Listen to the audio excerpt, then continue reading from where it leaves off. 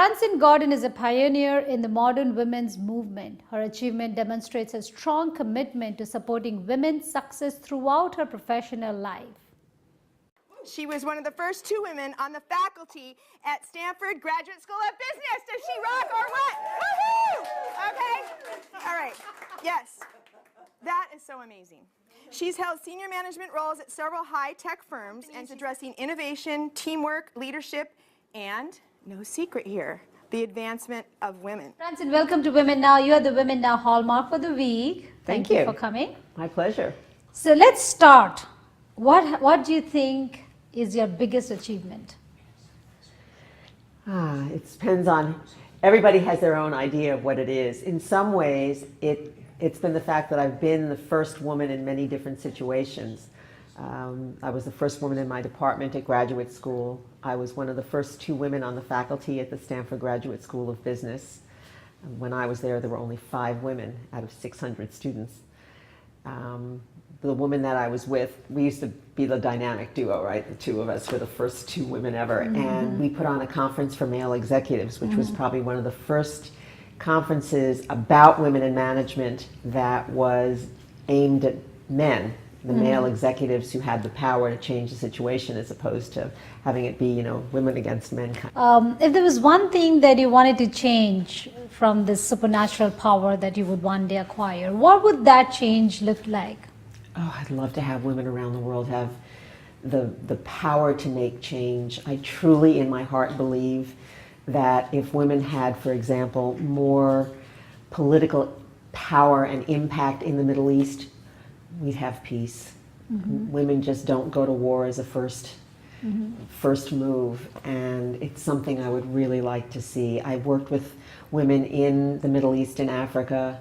I just see there's so many brilliant women, so passionate about so many things, and I feel the change they can make is enormous. And they're not, fully using their potential to do things that they can in their capacity. Now, what do you think, in your mind, are the top 3 qualities one must possess to be successful? I mean, being an entrepreneur or a scientist or a doctor, whatever you do, what are the top 3 things that I must have to succeed?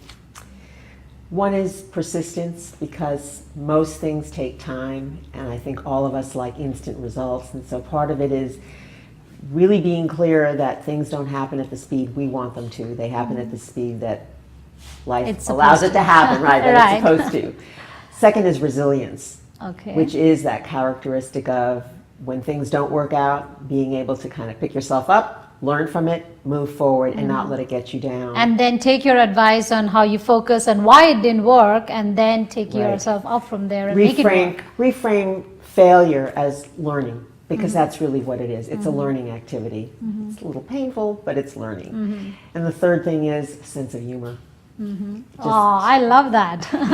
I just don't know how people because that is the winning card. Whenever you go somewhere and you have that sense of humor, you're able to get attention wherever you are. You just say something funny, people will turn around and say, hey, who is this? So attention is also important to be able to get your point out there.